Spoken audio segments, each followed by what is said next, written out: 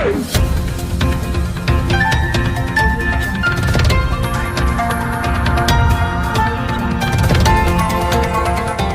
देख रहे हैं मगरा न्यूज राजस्थान, खबरें सबसे तेज। देश के 10 राज्यों में फैला है बर्ड फ्लू। राजस्थान में अभी तक 2950 पक्षियों की हुई है मौत। कोरोना वायरस महामारी के बीच देश में बर्ड फ्लू के मामले भी लोगों के बीच दहशत पैदा कर रहे हैं, लोगों की दहशत बढ़ा रहे हैं। वहीं केंद्रीय मत्स्य पालन और पशुपालन और डेयरी मंत्रालय के मुताबिक अभी तक देश के 10 राज्यों में बर्ड फ्लू की पुष्टि हो चुकी है। वहीं देश की राजधानी दिल्ली में भी कई इलाकों में बर्ड फ्लू के केस मिलने के बाद केजरीवाल सरकार ने दिल्ली के अंदर 10 दिनों तक गाजीपुर मुर्गा मंडी को बंद करने का फैसला लिया है। वहीं राज्य में यानी दिल्ली राज्य में जीवित पक्षियों के आयात पर भी यहां पर रोक लगाने का फैसला केजरीवाल ने लिया है। ये बड़े फैसले केजरीवाल सरकार ने लिए हैं। वहीं पक्षियों की मौत के सबसे ज्यादा मामले अभी तक राजस्थान राज्य से सामने आए हैं। यहाँ 13 जिलों में अभी तक 2950 पक्षियों की मौत हो चुकी है। देश के सभी राज्यों के मुख्यमंत्रियों के साथ बैठक में बोले पीएम मोदी, दोनों वैक्सीन है भारत में भरोसेमंद। 16 जनवरी से देश भर में कोरोना का टीकाकरण शुरू होने वाला है। इसके लिए सभी राज्यों की तैयारियां तेज हो गई है। सभी राज्यों में तैयारियां जोरों शोरों पर चल रही है। टीकाकरण से पहले पीएम मोदी ने सभी राज्यों के मुख्यमंत्रियों से तैयारियों को लेकर बैठक की। वही पीएम मोदी ने मुख्यमंत्रियों को बताया है कि सबसे पहले वैक्सीन कोरोना वॉरियर्स को दी जाएगी। वही पीएम मोदी ने कहा है कि हम कोरोना की लड़ाई के निर्णायक चरण पर पहुंच गए। हम दुनिया के सबसे बड़े वैक्सीनेशन प्रोग्राम की शुरुआत करने जा रहे हैं। वही पीएम मोदी ने कहा है कि भारत ने जिन 2 वैक्सीनों को मंजूरी दी है वह दोनों ही भारत में निर्मित है। इसके साथ ही भारत की जैसी परिस्थिति है उसके आधार पर यह बहुत राहत की बात है। वही इन वैक्सीनों को पहले चरण की यहाँ पर मंजूरी दी गई है। पीएम मोदी ने कहा है कि जिन 2 वैक्सीन को मंजूरी दी गई है इनके अलावा 4 वैक्सीन अभी भी यहाँ पर भारत में ट्रायल तौर पर है। वही हमें भविष्य की बेहतर तैयारियां करने में मदद मिलेगी। वही पीएम मोदी ने कहा है कि हमारे एक्सपर्ट देशवासियों को सही वैक्सीन देने के लिए सभी तरह की सावधानियां बरत रहे हैं। वही पीएम मोदी ने कहा है कि हमने देश के लगभग सभी जिलों में ड्राई रन पूरा कर लिया है, जो कि एक बड़ी उपलब्धि है। पीएम मोदी ने कहा है कि हमें अपने पुराने अनुभवों के आधार पर नए मानक संचालन प्रक्रिया को एक करना होगा। वही पीएम ने कहा है कि भारत को टीकाकरण का जो अनुभव है, जो दूर से दूर क्षेत्रों तक पहुंचाने की व्यवस्था है, वो कोरोना टीकाकरण में बहुत काम आने वाली है। वही पीएम मोदी ने कहा है कि पहले चरण में हमारे फ्रंटलाइन वर्कर्स, सफाई कर्मी और सिविल सर्वेंट्स और रक्षा कार्य में लगे लोगों का टीकाकरण किया जाएगा। उन्होंने कहा है कि सभी राज्यों के स्वास्थ्य कर्मियों की संख्या लगभग 3 करोड़ है। पहले चरण में इन 3 करोड़ लोगों को टीकाकरण किया जाएगा। विदेश में रह रहे भारतीय लोगों के लिए खुशखबरी, अब विदेश में रहकर भी करा सकते हैं अंतर्राष्ट्रीय ड्राइविंग परमिट को रिन्यू। सरकार ने नोटिफाई किया है नया नियम। भारत में ड्राइविंग लाइसेंस की वैधता को मार्च 2020 से अब तक कई बार बढ़ा दिया गया है, जिसे रिन्यू कराने के लिए लोग लगातार कोशिश कर रहे हैं। इस क्रम में अब विदेशों में रहने वाले भारतीयों को लाइसेंस को लेकर सरकार ने यहाँ पर बड़ा फैसला लिया है। उनके लाइसेंस को लेकर बड़ा फैसला मोदी सरकार ने लिया है, जिसमें अंतर्राष्ट्रीय ड्राइविंग लाइसेंस के लिए भारत आकर उसे रिन्यू कराने की जरूरत नहीं है। ड्राइविंग लाइसेंस के नागरिक अपने मौजूदा देश में ही एम्बेसी में जाकर अप्लाई कर सकते हैं, जहां उनके द्वारा आवेदन किया गया पत्र देश के वाहन पोर्टल पर आ जाएगा।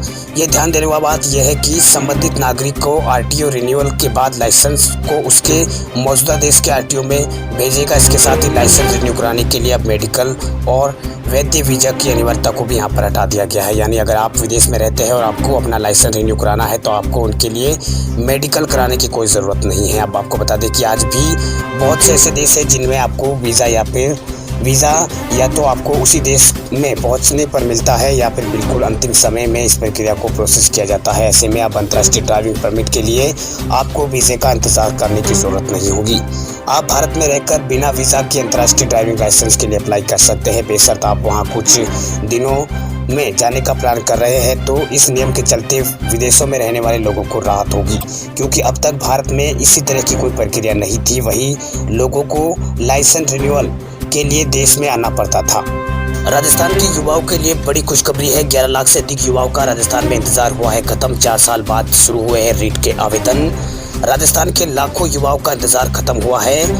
सोमवार से राजस्थान रीट परीक्षा के लिए आवेदन प्रक्रिया राजस्थान में शुरू हो गई है। विभिन्न मीडिया रिपोर्टों में कहा गया था कि प्रदेश में लगभग 11 लाख से अधिक बीएड और बीएसटीसी डिग्रीधारी है, जिन्हें 4 साल से रीट परीक्षा का बेसब्री से इंतजार था।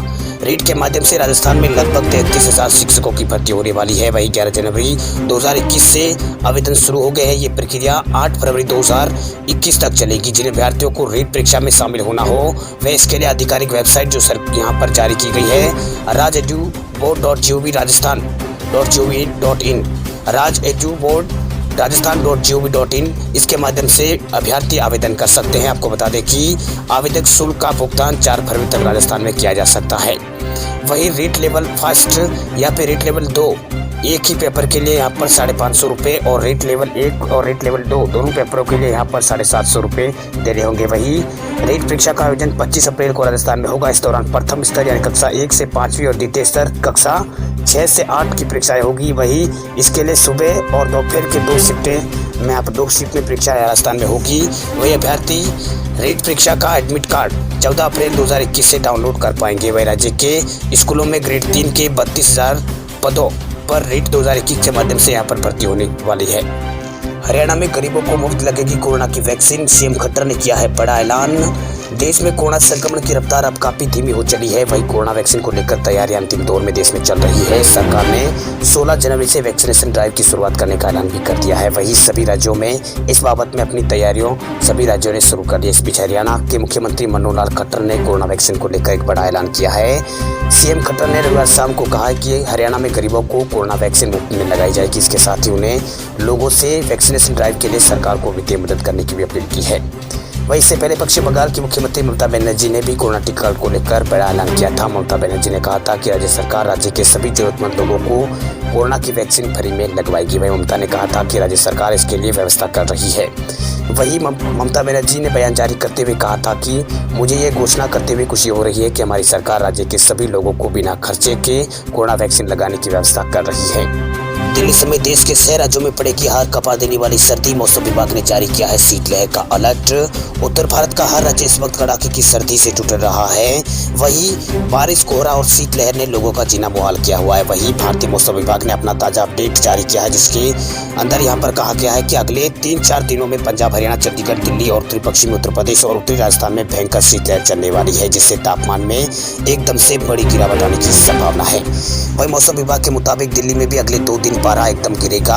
ये गिरावट 14 जनवरी तक यूं ही जारी रहेगी, यानी आने वाले 3 दिनों में अब उत्तर भारत के कई इलाकों में हाड़ कपा देने वाली ठंड पड़ने वाली है। तो वही मौसम विभाग ने आज से अगले 3 दिनों तक तमिलनाडु, केरल, लक्षद्वीप में तेज तूफान के साथ बारिश की आशंका व्यक्त की है। वहीं कर्नाटक के कई शहरों में आज बादल छाए हुए हैं। वहीं हालांकि यहाँ पर हल्की हल्की बारिश हो रही है। वहीं मौसम विभाग ने कहा है कि उत्तरी भारत के राज्यों में आज से 14 जनवरी तक मौसम कई इलाकों में सूखा रहेगा और घना कोहरा का सामना यहाँ पर लोगों को करना पड़ेगा। तो वहीं पहाड़ी राज्यों के लिए भी यहाँ पर अलर्ट जारी किया है। वहीं पहाड़ पर बर्फबारी जारी रहेगी। वहीं हिमाचल प्रदेश के केलोंग और कल्पा में तापमान 0 से नीचे बना हुआ है। तो वहीं कश्मीर की डल झील जम चुकी है। वहीं राज्य के कई इलाकों में पारा 0 से काफी नीचे है। वहीं हिमाचल प्रदेश और उत्तराखंड और कश्मीर में बर्फबारी का दौर भी जारी रहेगा। लोगों को ठंड का सामना यहाँ पर करना पड़ेगा।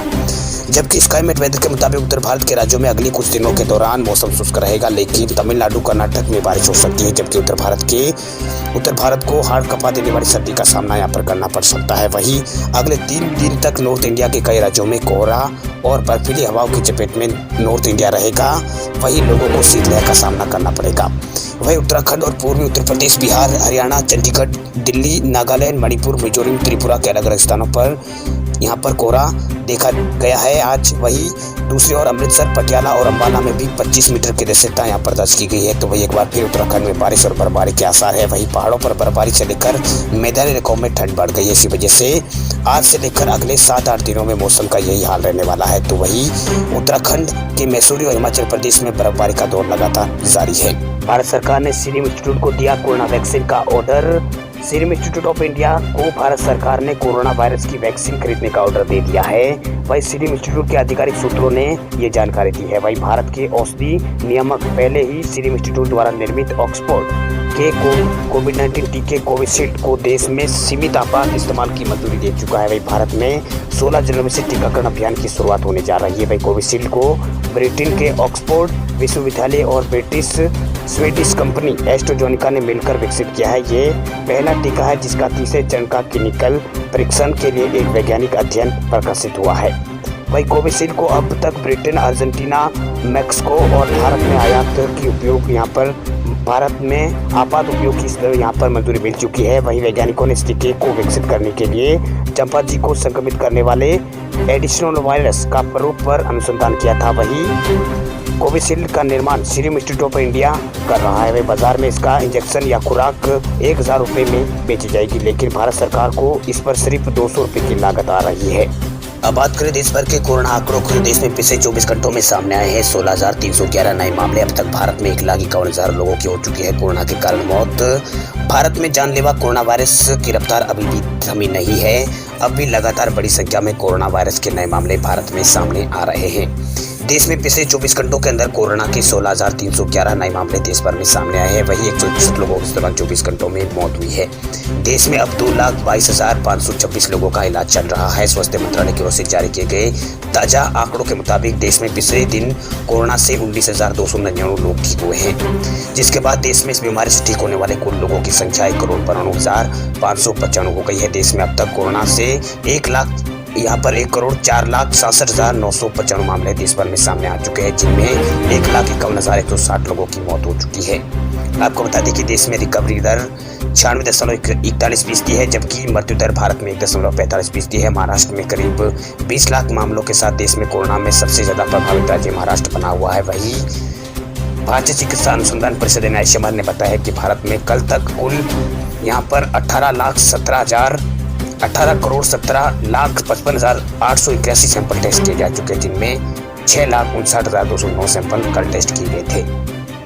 आपको बता दें कि ब्रिटेन में मिले कोरोना वायरस के नए स्ट्रेन के भारत में 90 लोग शिकार हो चुके हैं। केंद्र ने बताया है कि जिन लोगों में नया स्ट्रेन पाया गया है उन्हें स्वास्थ्य सुविधाओं में क्वारंटीन किया गया है। वहीं मंत्रालय के अनुसार सभी 90 व्यक्तियों से संबंधित राज्य सरकारों द्वारा निर्मित स्वास्थ्य सुविधाओं में अलग से एक कमरे में क्वारंटीन किया गया है। इस बीच सरकार ने 23 दिसंबर को सभी सेवाओं को निलंबित करने के बाद ब्रिटेन से उड़ान शुक्रवार को फिर से शुरू की है।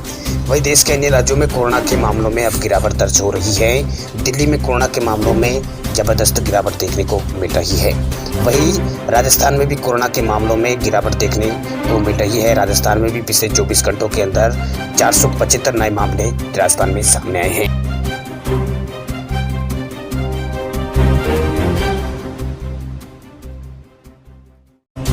खबरों की दुनिया में आइए हमारे साथ कहीं भी और कभी भी जुड़िए।